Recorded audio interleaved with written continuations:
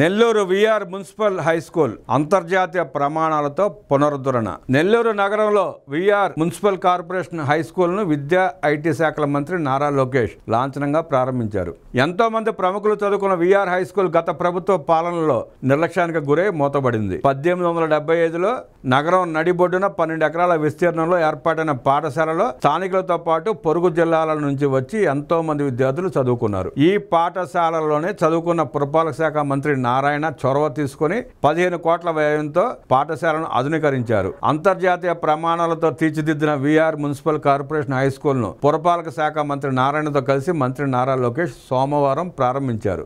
జిల్లా ఇన్ఛార్జ్ మంత్రి NMD Farooq, Nellore MP Vemireddy Prabhakar Reddy, Narayana విద్యా సంస్థల డైరెక్టర్ పి శరణితో కలిసి శిలాఫలకాన్ని ఆవిష్కరించారు. P4 స్ఫూర్తితో డిఎస్ఆర్ గ్రూప్స్ నిధులతో మూలాపేటలో బాలికల ఉన్నత పాఠశాల, విపిఆర్ ఫౌండేషన్ నిధులతో ఆర్ఎస్ఆర్ మున్సిపల్ హై స్కూల్లో మౌలిక సదుపాయాల కల్పనకు శంకుస్థాపన చేశారు.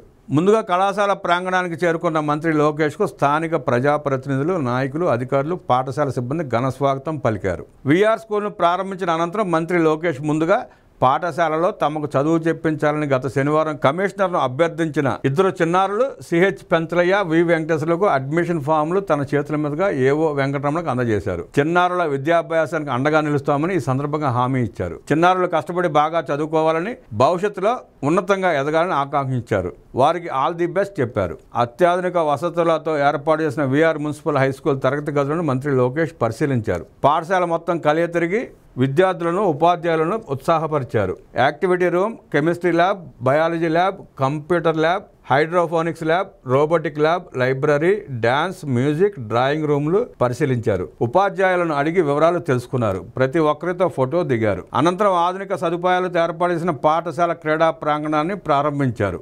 క్రికెట్, వాలీబాల్ ఆడి విద్యార్థులను ఉత్సాహపరిచారు.